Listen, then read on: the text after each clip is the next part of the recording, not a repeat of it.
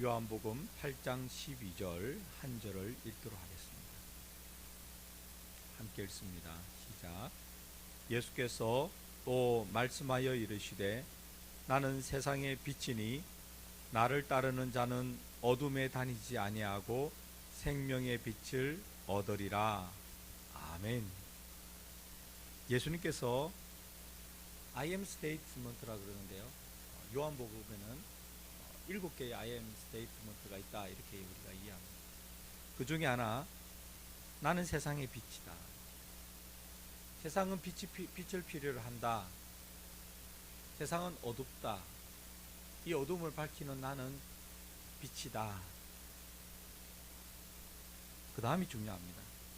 예수님은 그런 분이잖아요. 예수님은 창조주 하나님이시고 태초부터 하나님과 함께 계신 분이고 말씀이 육신이 되신 분인데 그 다음이 중요합니다. 그 다음에 우리가 해야 될 몫이 있거든요. 예수님이 빛이신데 우리가 해야 될 몫은 뭐냐? 아주 짧지만 매우 중요한 표현이 있습니다. 나를 따르는 자는, 그거죠. 나를 따르는 자. 예수님이 세상의 빛이신데 예수님을 따르는 자에게 놀라운 일이 일어난다는 것이죠. 예수님을 따르지 않는 자에게는 예수님이 세상의 빛이지만 아무런 일도 일어나지 않는다. 어둠 속에서 그냥 살아간다. 그러나 빛이신 예수님을 따르는 사람은 놀라운 일을 경험한다. 여러분, 저는 인생의 어느 한 시점에서 결단하지 않았습니까?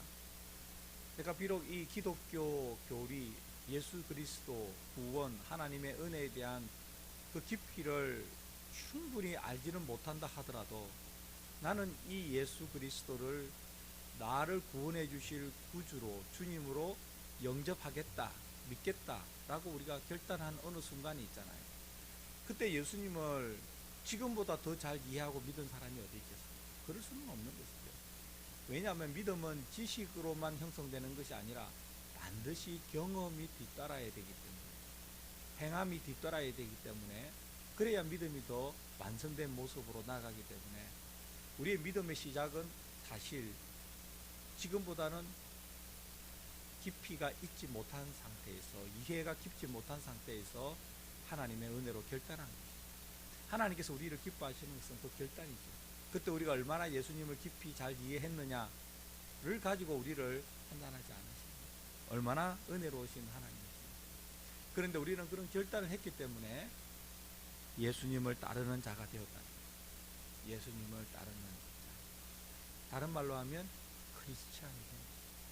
그런 사람에게는 어떤 일이 일어나느냐, 어떤 일을 예수님께서 약속하셨느냐, 두 가지를 약속하셨습니다.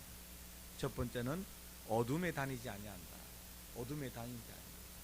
죄 가운데 살면서 죄에 빠져서 죄를 탐닉하면서 그것이 죄인지도 모르고 살아가지는 않는다는 거죠. 이게 여러분과 저에게 주는 의미가 얼마나 큽니까? 예수님을 믿지 않았더라면 우리는 어둠에 있으면서도 어둠인 줄 모르는 거죠. 태어날 때부터 어둠에 살았던 사람이 어둠을 뭘 알겠습니까? 모르는 거죠. 빛을 우리가 경험했기 때문에 그것이 어둠이었구나, 그것이 깜깜한 어둠이었구나, 그것이 더러움이었구나, 내가 뭘 모르고 분별하지 못했구나, 이렇게 우리가 깨닫는 거죠. 예수님을 따르는 자에게 세상의 빛이신 예수님께서 어둠에 다니지 않겠다라고 약속해 주셨죠. 여러분과 저는 어둠에 다니지 않는 사람이에요. 우리는 빛을 본 사람이죠. 빛의 밝음을 경험한 사람. 그러니까 우리 눈에는 어둠이 보이는 것이죠. 어둠 속에 숨겨져서 보이지 않던 죄가 보이는 것이죠. 그래서 어둠에 있는 사람은 죄를 져도 별로 괴로워하지 않고, 인간의 기본적인 양심 때문에 괴로워한다 하더라도 우리가 괴로워하는 것보다는 다르죠. 우리는 두려움을 느끼는 거예요. 죄를 지으면 그것이 어떤 죄로 인한 하나님의 채찍, 이것으로 인해 두려움을 느끼는 것보다는 더 본질적으로는 내가 하나님과 다시 멀어질까 봐. 그렇잖아요. 내가 하나님의 밝음에서 그 밝음의 그 빛을 잃어버릴까 봐. 이게 두려운 거죠. 하나님과 관계가 멀어질까 봐. 이게 더 두려운 거 아니에요. 여러분과 저처럼 예수님을 따르는 사람은 어둠에 다니지 않습니다. 그러니까 우리의 발걸음이 어둠으로 간다는 것은 우리가 가지고 있는 본성, 죄악이 우리를 유혹하는 것이고 사탄이 우리를 유혹하는 것이고 이런 것이죠. 예수님의 이름으로 물러가라 이렇게 해서 물리쳐야 되는 것이죠. 나는 빛에 속한 사람이다. 나는 밝음에 속한 사람이다. 내 속에는 어둠이 없다. 어둠이 들어올 자리가 없다. 하나님이 계시다. 성령 하나님이 계시니까 어둠이 조금도 할 수 없는 성령 하나님이 내 속에 있으니까 내 속에 어둠이 들어오려고 하면 옛날에 우리의 더러운 섭성을 따라서 죄성을 따라서 어둠이 들어오려고 하면 예수 그리스도 이름으로 물리치는 것입니다. 빛이신 예수 그리스도 이름으로 명한다. 어둠은 내게서 떠나갈지어다. 아멘. 그렇게 해야 합니다. 두 번째, 생명의 빛을 얻는다. 아멘. 생명이죠. 더 줄여서 이야기하면 생명. 빛이 없이 생명이 탄생하지 않잖아요. 여러분 식물 이런 거 재배해 보면 얼마나 이 햇빛이 중요한지 알게 되지 않습니까? 그런데 예수님께서는 우리에게 생명을 주셨는데 그것을 빛으로 표현합니다. 사도 요한은 이 대조를 많이 하잖아요. 빛과 어둠, 생명과 죽음, 이걸 가지고 대조하는데 예수님을 따르는 사람에게는 생명의 빛을 주십니다. 여러분 생명이 가지고 있는 그 활력, 그 풍성함, 그 결실, 그 번성함, 이거는 생명이 있기 때문에 가능한 거죠. 죽은 것은 활력이 없잖아요. 활력이 없어요. 죽은 것은 결실하지 못합니다. 그러나 우리가 예수를 따르는 자가 되어서 우리에게 주신 그 생명은 활력이 있는 것이죠. 예수 안에서 결실하는 생명력이 있는 거 아닙니까? 그것을 영어로는 abundant life, 풍성한 삶이라고 해요. 풍성한 삶을 누리고 더 누리게 하기 위해서 예수님께서 우리에게 오셨다. 이렇게 성경은 기록합니다.